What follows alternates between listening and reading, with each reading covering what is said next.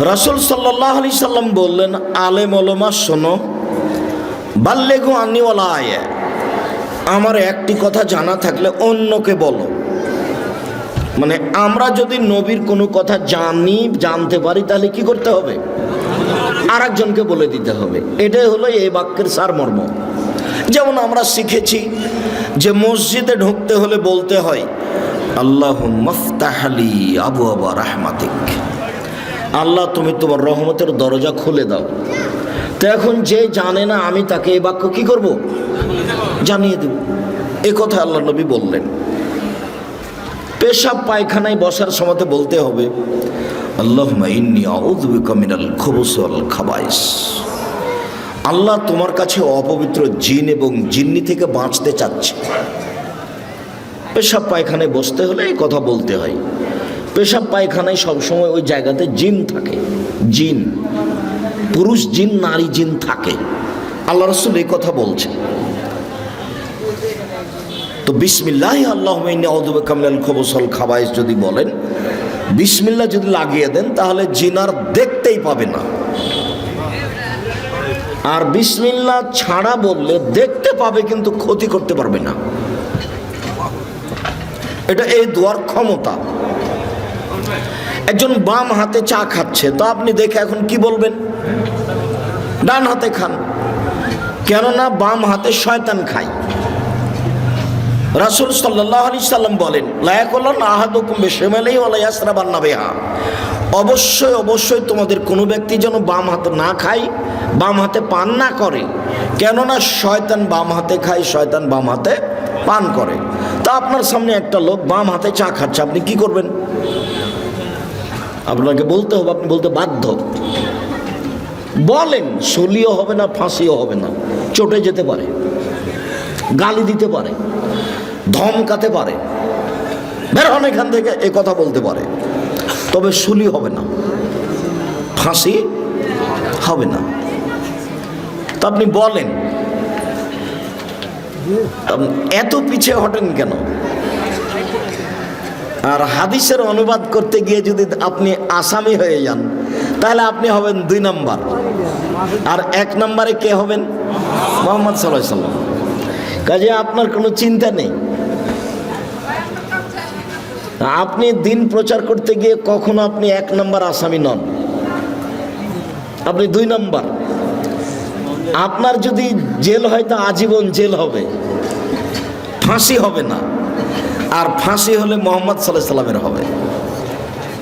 হোক, ফাঁসি হলে হোক।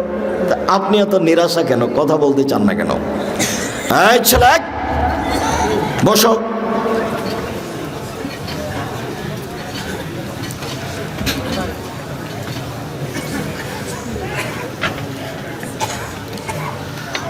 আমার একটি কথা জানা থাকলে অন্যকে বলো। 2, বনি ইসরায়েলের কাহিনী বলো, কোনো দোষ নেই। 3, কেউ যদি কোনো কথা আমার নামে বলে, সেই কথা যদি আমার না হয়, তাহলে তার থাকার জায়গা জাহান্নাম। 3 নম্বর বাক্যের সাথে আগের 2টা বাক্যের কোনো মিল নেই। 3 নম্বর বাক্যটা যদি এভাবে হতো, 1, আমার একটি কথা জানা থাকলে অন্যকে বলো। 2, বনি ইসরায়েলের কাহিনী বলো। 3, তাহলে তোমরা জান্নাত পাবা। তাহলে একটা মিল হতো কথার। দেখেন, কথার মিল নাই। 1, আমার একটি কথা জানা থাকলে অন্যকে বলো। 2, বনি ইসরায়েলের কাহিনী বলো। 3, কেউ যদি কোনো কথা আমার নামে বলে, সেই কথা যদি আমার না হয়, তাহলে তার থাকার জায়গা জাহান্নাম। 3 নম্বর বাক্যের সাথে আগের 2টা বাক্যের কোনো মিল নেই। 1, আমার একটি কথা জানা থাকলে অন্যকে বলো। এই কথা যারা জানে আলেম তাকে বললেন। 2, বনি ইসরায়েলের কাহিনী বলো, কোনো দোষ নেই, যারা জানে কাহিনী, যারা আলেম তারাকে বললেন। 3, কেউ যদি কোনো কথা আমার নামে বলে, সেই কথা যদি আমার না হয়, তাহলে তার থাকার জায়গা জাহান্নাম। এটা আল্লাহর নবী আলেমকে বললেন। ও মাওলানা সাহেব, আপনি না হয় নোয়াখালী লক্ষ্মীপুরের জনৈক ওই মসজিদে বললেন, আল্লাহুম্মা সাল্লি আলা সাইয়্যিদিনা মাওলানা নাবিয়ানা মুহাম্মদ। ভালো কথা, কিন্তু এটা নবীর না হলে আপনার কি হবে? কাউকে বলা লাগবে না, হাদিস বুখারী মুসলিম। কিয়ামত পর্যন্ত কোনো মায়ের বেটা এর কথার ভিতরে সরিষা ঢোকাতে পারবে না। আম গাছে জাম ধরতে পারে, ধরে না। অমাবস্যা রাতে চাঁদ উঠতে পারে, উঠে না। শোয়ের ছিদ্র দিয়ে লাঙ্গলের ফাল ঢুকতে পারে, ঢোকে না। শোয়ের ছিদ্র দিয়ে লাঙ্গলের ফাল ঢুকে যেতে পারে। আম গাছে জাম ধরে যেতে পারে, অমাবস্যার রাতে চাঁদ উঠে যেতে পারে, এগুলো ঘটে যেতে পারে। আমি যেই কথা বললাম এই কথাতে সন্দেহ আছে বলে কিয়ামত পর্যন্ত চেষ্টা করলে সরিষা ঢোকানো যাবে না। যা বলছি তাই থাকবে, তার নাম বুখারী মুসলিম। আর এরকম জায়গায় আমি নিজের কথা বলিনি। হুজুরের জাহান্নাম হবে, হুজুর যত বড়ই জুব্বা পড়ুক, পাগড়ি যত বড়ই হোক, আলখাল্লা যত বড়ই হোক, টুপি যত বড়ই হোক, রেহাই হবে না। হুজুরের বাঁচার কোনো পথ নেই। এ কথা মুহাম্মদ সাল্লাল্লাহু আলাইহি সাল্লাম বলেন, আমি বলিনি। আর ধর্ম তো মৌলানা দিয়ে চলে না, পীর দিয়ে চলে না, হুজুর দিয়ে চলে না, একজন মানুষ দিয়ে চলে, যার নাম মুহাম্মদ সাল্লাল্লাহু আলাইহি সাল্লাম। পৃথিবীর কোনো মানুষ দিয়ে ধর্ম চলে না, মাত্র একজন মানুষ দিয়ে ধর্ম চলে, যার নাম মুহাম্মদ সাল্লাল্লাহু আলাইহি সাল্লাম। ধর্মের নামে কেউ কিছু যদি বলে তাহলে সেটা কার হতে হবে? মুহাম্মদ সাল্লাল্লাহু আলাইহি সাল্লামের হতে হবে। তবে এদেশের মাটিতে, ভারত, বাংলাদেশ, পাকিস্তানের মাটিতে, এদেশের মাটিতে প্রায় 3 লক্ষ মানুষের বানানো হাদিস আছে। তার 10,000 আছে আমার বাসায়। আমি 10,000 দেখাতে প্রস্তুত যে কোনো সময়ে। আবার বলি, আমার একটি কথা জানা থাকলে অন্যকে বলো। বানি ইসরায়েলের কাহিনী বলো। বানি ইসরায়েলের কাহিনী কি? যেমন একটা আজ থেকে নিয়ে হাজার হাজার বছর আগেকার কাহিনীর নাম বানি ইসরায়েলের কাহিনী। যেমন আপনাকে একটা দেখাই, বুখারী মুসলিমের হাদিস। আবু হুরায়রা রাদিয়াল্লাহু তাআলা আনহু বলেন, রাসূল সাল্লাল্লাহু আলাইহি সাল্লাম বলেছেন, লাম ইয়াতাকাল্লাম ফিল মাহদি ইল্লা সালাসা। মায়ের কোলে দুধের বাচ্চা 3 জন কথা বলেছে, দুধ খেতে খেতে কথা বলেছে। শিশু এক, ঈসা আলাইহিস সালাম। যেমন বাচ্চা নিয়ে গ্রামে ঢুকেছে, তখন গ্রামের লোকেরা বলা শুরু করেছে, ছি ছি ছি ছি ছি ছি ছি ছি, মারিয়াম এত খারাপ মহিলা, জেনা করে সন্তান নিয়ে এসেছে। আরে ওর তো বাপ ভালো মানুষ ছিল, ওর মা কত ভালো মানুষ ছিল, ছি ছি ছি ছি ছি, কত খারাপ মহিলা, অবৈধ সন্তান নিয়ে এসেছে গ্রামে। সবাই বলা বলি করতে লাগলো। এ তো মুখ তো বন্ধ করা যাবে না কারো, যার যা ইচ্ছা সে তা বলে নিচ্ছে। এখন উনি আর কি বলবেন? তখন উনি বলছেন, বাচ্চার সাথে কথা বলেন। তখন বাচ্চা বলছেন, আব্দুল্লাহ নবী, আমি হচ্ছে আব্দুল্লাহ, আল্লাহর বান্দা, আমি নবী। দুধের বাচ্চা কথা বলছে। 2, রাজুলুন কানা ফি বানি ইসরাইল ইউকাল লাহু জুরাইজ। হাজার বছর আগে একটা লোক ছিল, তার নাম ছিল জুরাইজ। ইসাল্লি ফি সাওমাতিহি, সে তার গির্জা ঘরে ইবাদত করত। ফাআতাতহু উম্মুহু, একদা তার মা তার কাছে আসলো। ফাদাতহু, তার মা তাকে ডাকলো। যখন তার মা তাকে ডাকলো, ফাকালা, সে নিজেকে বলতে লাগলো, উজিবহা উসল্লি, আমি কি এখন আমার মায়ের ডাকে সাড়া দিব না সলাত আদায় করব? আমার মা যে ডাকছে, আমি যে এখন সলাত আদায় করছি, তো আমি এখন মায়ের ডাকে সাড়া দিব সলাত বাদ দিয়ে, না আমি সলাত আদায় করতেই থাকবো? তা ভাবতে ভাবতে একটু দেরি হয়ে গেছে। দেরি হতেই মা বলছেন, আল্লাহুম্মা, তুমি তো তাতুরিয়া ওজুহাল মুমিসাত, আল্লাহ তুমি এই ছেলের মরণ দিও না, পতিতালয়ের মহিলার মুখ দেখা পর্যন্ত। আল্লাহ, এই ছেলে যেন না মরে একজন খারাপ বদ মহিলার সাথে দুর্ঘটনা না হওয়া পর্যন্ত। আল্লাহ পতিতালয়ের মহিলার মুখ দেখা না পর্যন্ত এই জন্য না মরে, এই কথা বলে মা চলে গেলেন। মায়ের মন খারাপ। ফাতার রাজাতুল্লাহ হিমরা বলতে না বলতে একজন মহিলা এসে উপস্থিত। ফাকাল্লামাত, মহিলা এসে জোরাইজের সাথে কথা বলল, আমার সাথে জেনায় লিপ্ত হন। ফাআবা, তিনি অস্বীকার করলেন। ছি ছি ছি ছি ছি ছি, তুমি বলো কি কথা? হ্যাঁ, তোমার সাথে আমি জেনা করব মানে? বলো কি তুমি? ফাতাতি রাইয়া, মহিলা একটা রাখালের কাছে আসলো। ফাম কানাথু, মহিলা রাখালকে চেপে ধরলো, অবৈধ কর্ম করলো। ফাওয়ালাদাত গোলামান, এতে সে একটা বাচ্চা জন্ম দিল। ফাকালাত হুয়া মিন জোরাইজ, বাচ্চাটা প্রসব করার পরে বলল এই বাচ্চা হলো জোরাইজের। ফাতাহু, জনগণ তার গির্জা ঘরের কাছে আসলো। ফাকাসসারুহু, তার গির্জাঘরকে ভেঙে খান খান ধুলা ধুলা করে দিল।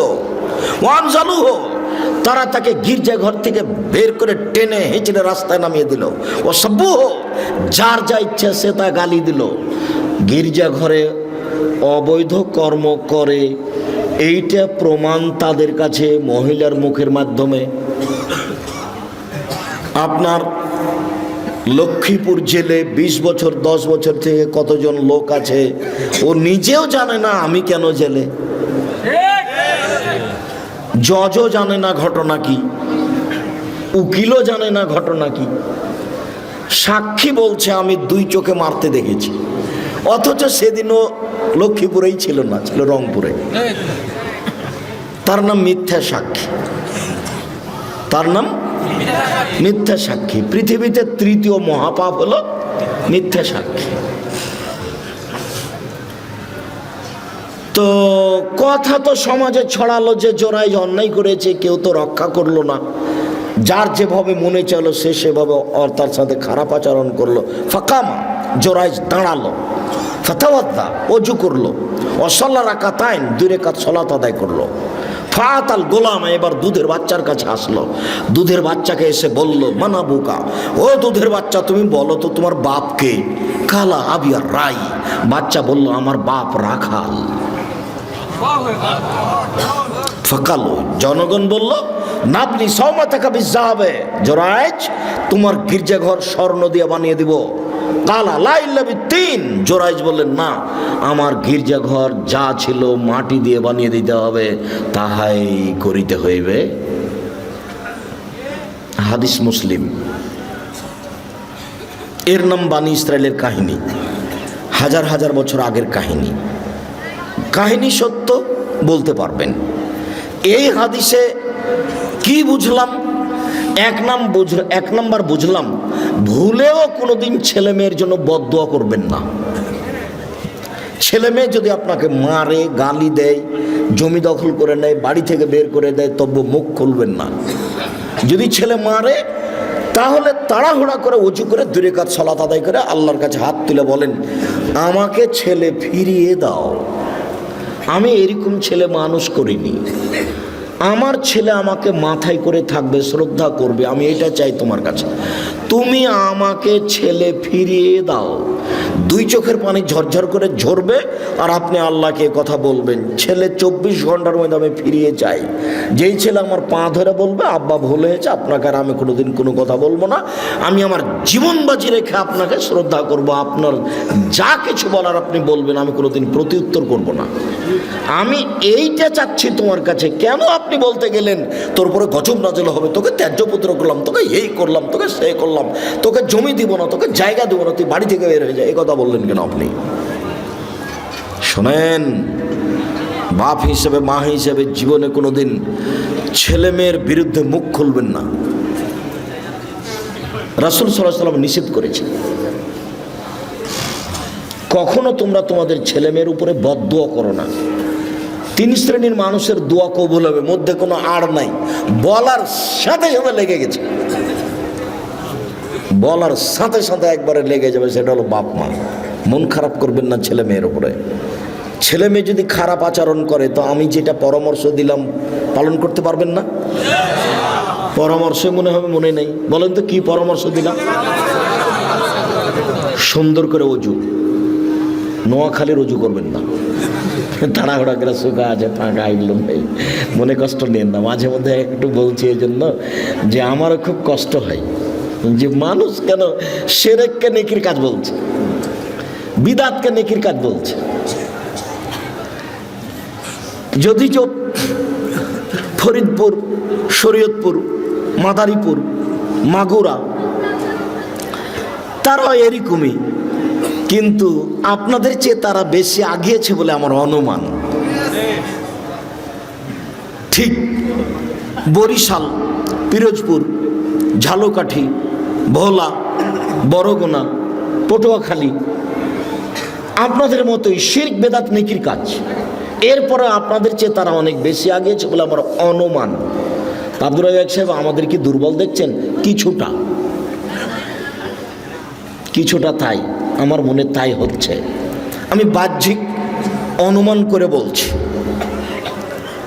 আমি তো চট্টগ্রাম, সিলেট, বরিশাল, নোয়াখালী, ফরিদপুর যাচ্ছি, তাতে আমার অনুমান। তবে ফরিদপুর, শরীয়তপুর, মাদারীপুর, মাগুরা, আপনার ওইদিকে বরিশাল, ঝালকাঠি, পিরোজপুর, ভোলা, বরগুনা, পটুয়াখালী, আর এইদিকে আপনার নোয়াখালী, ফেনী, লক্ষ্মীপুর, আর ওইদিকে আপনার কুমিল্লা, আপনার চাঁদপুর, ব্রাহ্মণবাড়িয়া, ওইদিকে আপনার সিলেট, সুনামগঞ্জ, মৌলভীবাজার, এইসব পুরো জেলাগুলি 19-20 শিরক নেকির কাজ, বিদআত নেকির কাজ। অবাক, শিরক করে বলছে নেকির কাজ করলাম, বিদআত করে বলছে নেকির কাজ করলাম। আসসালামু আলাইকুম, হাত খানটেন একবার বুকে মারলো, তারপর এরকম করছে। এমন কোন মায়ের বেটা জন্ম নিয়েছে আজ পর্যন্ত, আজ থেকে কিয়ামত পর্যন্ত সময় থাকলো এভাবে হাত মিলানোর পরে হাত টেনে আর কিছু করতে হবে? এভাবে হাত মিলানোর পরে হাত টেনে আর কিছু করতে হবে, এটা প্রমাণ হয়ে গেলে আমি আব্দুর রাজ্জাক বিন ইউসুফ আর জিন্দেগিতে বক্তব্য দেবো না। তার মানে আপনার কাছে বিকৃত ধর্ম আছে, বিকৃত ধর্মে আপনার কাছে প্রিয়। সম্মানিত দিনী ভাই বোন, বলছিলাম আমার একটি কথা জানা থাকলে অন্যকে বলো, 1, 2 বানি ইসরায়েলের কাহিনী বলো, 3 কেউ যদি কোনো কথা আমার নামে বলে, সেই কথা যদি আমার না হয় তাহলে তার থাকার জায়গায় জাহান্নাম। এইবার আপনি ফায়সালা দেন।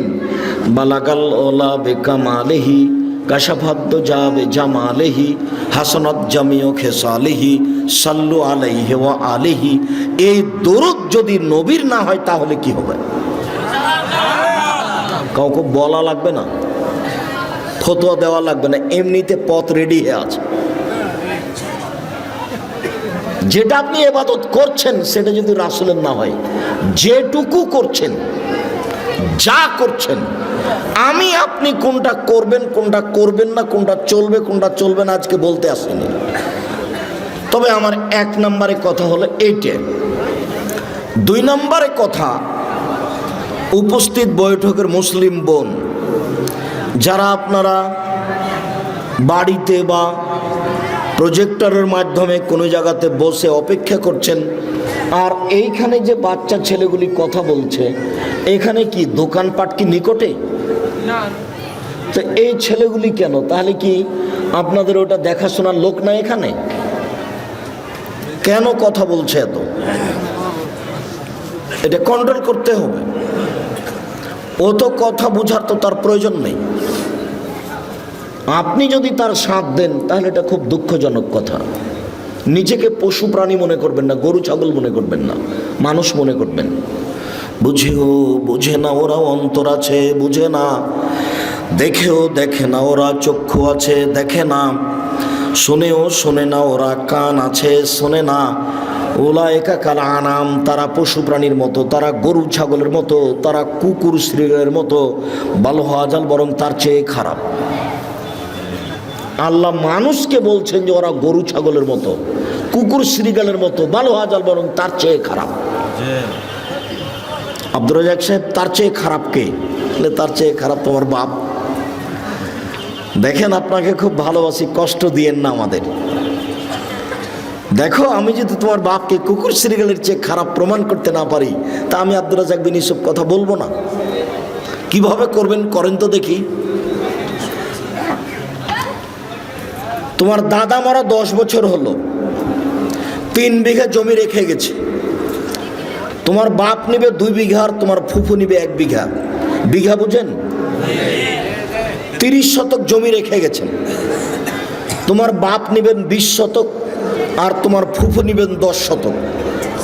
তো তোমার বাপ নিবেন সকালে আর তোমার ফুফু নিবেন বিকেলে, ঘটনা এরকম না একসাথে নিবে? তো কই 10 বছর হলো তোমার দাদা মরা, এখনো তো তোমার বাপ তোমার ফুফুকে জমি দেয়নি। এখন তুমি বলো যে আমার বাপ কুকুর সিরিয়ালের চেয়ে ভালো। বলো দেখি তোমার কাছে কি প্রমাণ আছে। তুমি বলে দিও বাড়ি থেকে, আব্বা ভাগ্য নিয়ে দুনিতে এসেছি, ভাগ্য ছেড়ে আসিনি। ফুফুর জমি খেয়ে জীবিকা নির্বাহ করব, এটা প্রয়োজন নেই। ফুফুর জমি আগে ভাগ করে দেন, তারপরে কোনো কথা। ফুফুকে জমি দেওয়ার পরে যদি কিছু থাকে চাষাবাদ করে খাবো, যদি না থাকে তো খাবো না। আপনি কি মনে করছেন আব্বা যে ভাগ্য ছেড়ে এসেছি তাই ফুফুর জমি খেতে হবে? 24 ঘন্টার মধ্যে তোমার বাপ তোমার ফুফুকে জমি দিয়ে দিবে, জরুরি ঘোষণা। 24 ঘন্টা পার হয় না যেন, তারপরে তুমি বলিও যে আমার বাপ কুকুর সিরিয়ালের চেয়ে ভালো। আমি এ কথা বলিনি, এই কথা আল্লাহ বলছেন। বুঝেও বুঝে না ওরা অন্তর আছে, বুঝে না। দেখেও দেখে না ওরা চক্ষু আছে, দেখে না। শুনেও শুনে না ওরা কান আছে, শোনে না। উলাইকা কাল আনাম, তারা পশু প্রাণীর মতো, তারা গরু ছাগলের মতো, তারা কুকুর সিরিয়ালের মতো, ভালো আজাল বরং তার চেয়ে খারাপ। এটা তো আল্লাহ বলছেন, আমি বলিনি। বলো দেখি তার চেয়ে খারাপ কে? বাপ বেটা মেলা যৌতুক নিয়েছো, আর খারাপ হবে আরেকজন। তোমাকে তো আমি বলেছি যে ভিক্ষা করে টাকা দিয়ে চাউল কিনে ভাত খেয়ে ইবাদত কবুল হবে, যৌতুকের টাকা দিয়ে চাউল কিনে ভাত খেয়ে ইবাদত কবুল হবে না। বাপ বেটা মেলা ভিক্ষা করো। পাশের ট্রেন স্টেশন নেই, লক্ষ্মীপুর ট্রেন স্টেশন কত দূর? লোকে যদি কাজে না নেই তাহলে ট্রেন স্টেশন চলে যায়, সকালে গিয়ে মানুষের ব্যাগ বোকচা ধরে গাড়িতে তুলে দিবা, রাত 9টা 8টা পর্যন্ত দিও, দেখবা যে 300 400 500 টাকা হয়েছে। ভিক্ষা করে খাও, মানুষের বাড়িতে কাজ করে খাও, যৌতুক নিলে কেন? আগামীকাল সন্ধ্যা হতে হতে সাইকেল ফেরত দিতে হবে, মোটর সাইকেল ফেরত দিতে হবে, টাকা ফেরত দিতে হবে। আব্দুর রাজ্জাক সাহেব, আমার শ্বশুর আমাকে খুশিয়ে দিয়েছে। ধর বেটা, খুশিয়ে তোমার শ্বশুর ফকিরকে দেয় না কেন মোটর সাইকেলটা? তোমাকে খুশিয়ে দিয়েছে। বাপ বেটা শরম পাও না?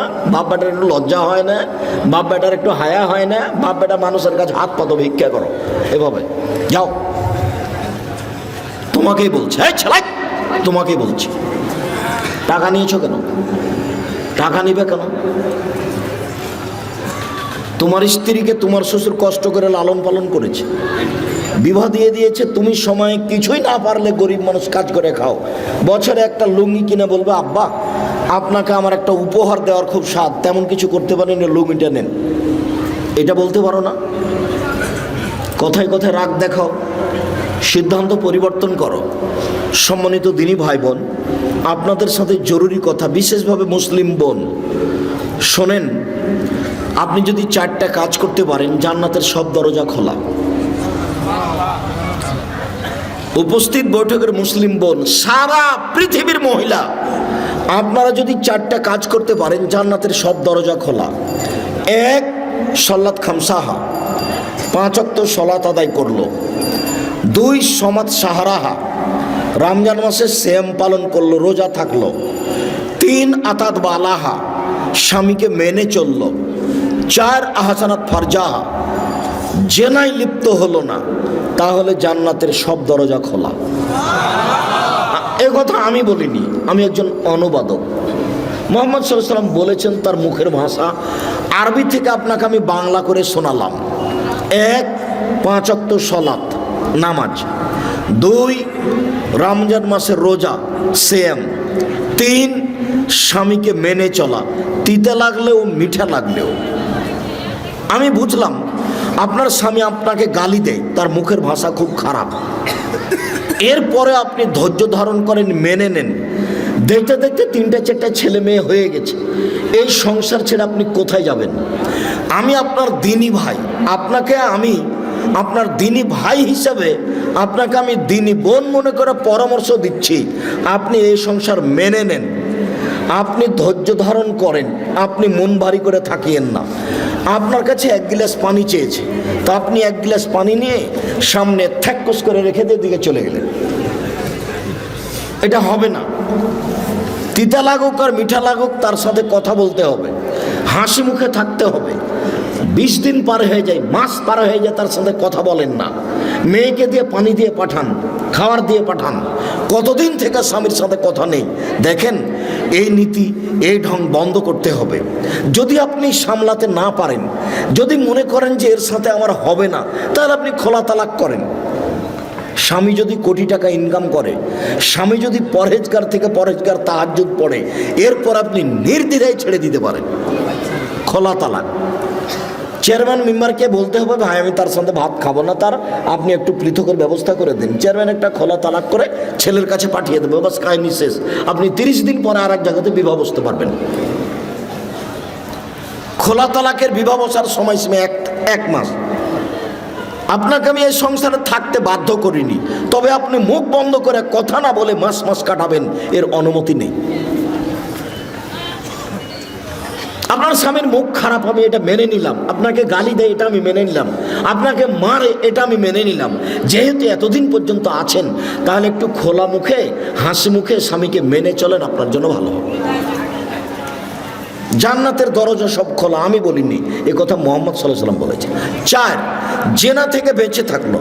যদি আপনার জেনা হয়ে গিয়ে থাকে, তাহলে আপনি তওবা করেন, আপনি ভালোর মধ্যে হয়ে যাবেন। শুধু ভালোর মধ্যে নয়, আপনি যদি খালে সন্তরে তওবা করতে পারেন, তাহলে যে জেনার পাপটা হয়েছে, এটা পাল্টা নেকি দিয়ে পূর্ণ হয়ে যাবে। এ কথা আমি বলিনি, এটা আল্লাহ তাআলা বলেছে। আপনার তওবাটা কেমন, এটা আল্লাহ দেখতে চান। শুধু তাই নয়, আল্লাহ তাআলা বলছেন, ওয়ানাহা নাফসা আনিল হাওয়া ফাইনাল জান্নাতা হিয়াল মাওয়া।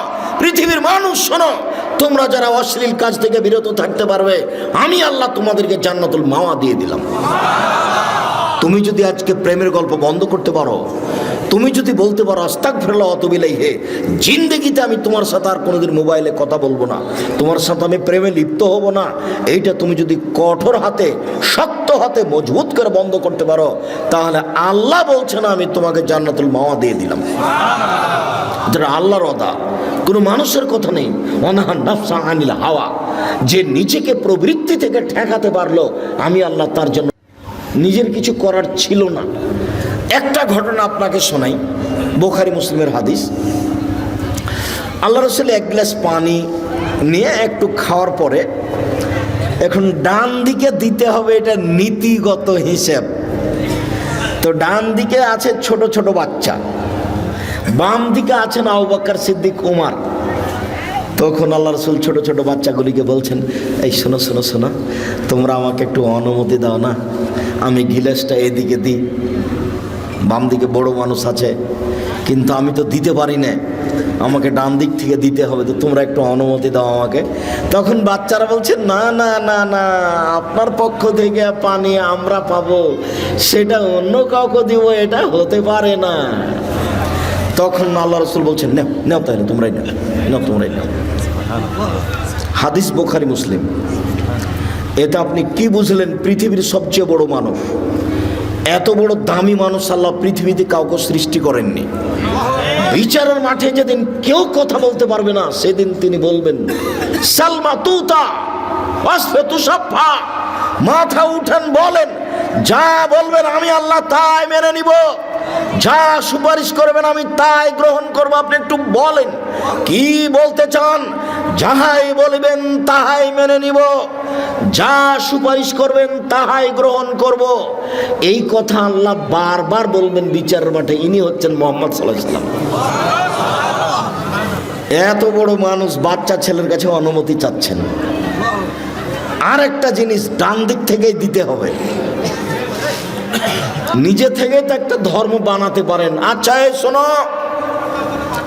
ডান দিক থেকে দেওয়ার নিয়ম, কিন্তু আমি আজকে বাম দিক থেকে চালু করে দিলাম, এটা বলতে পারতেন, কিন্তু ধর্ম তার নিজের নয়, উপর থেকে যা বলেছেন তাই হবে। তাহলে পীর সাহেবের কি হবে? আপনাকে আর পীর সাহেবকে দেখে আমার মাঝে মধ্যে খুব অবাক লাগে। আর যেসব দিনী ভাই বোন আমার বিরুদ্ধে বলে, তাকেও দেখে আমার অবাক হয় যে আমি তো কোনোদিন অপ্রয়োজনীয় বাক্য বললাম না, তো এই আমার পিছনে লাগলো কি করে, কেন এ কথা বলছে? আচ্ছা, আমি না হয় চাঁপাইনবাবগঞ্জ পল্লী এলাকাতে বক্তব্য দিতে গিয়ে বলেছিলাম, ঘটনাটা ছিল এই যে চাঁপাইনবাবগঞ্জ পল্লী এলাকার মহিলারা বাড়ির পিছন দিকে গিয়ে সমতল মাটিতে বসে পেশাব করে। তো সমতল মাটিতে বসে পেশাব করলে পেশাব ছিটে এসে গায়ে লাগবে। মানুষের পেশাব ভয়াবহ, ইবাদত কবুল হবে না, না ধুইলে কবরে শাস্তি হবে। পক্ষান্তরে চাঁপাইনবাবগঞ্জের মহিলা পুরুষ গাভীর পাশ দিয়ে গেলে, গাভী যদি পেশাব করে তাহলে কাপড়টা গুটিয়ে ধরে দূর দিয়ে যায়, যেন গাভীর পেশাব কাপড়ে না লাগে। অথচ যেসব প্রাণীর গোস্ত খাওয়া যায় সেসব প্রাণীর পেশাব নাপাক নয়, ওটা হাদিস বোখারি মুসলিম।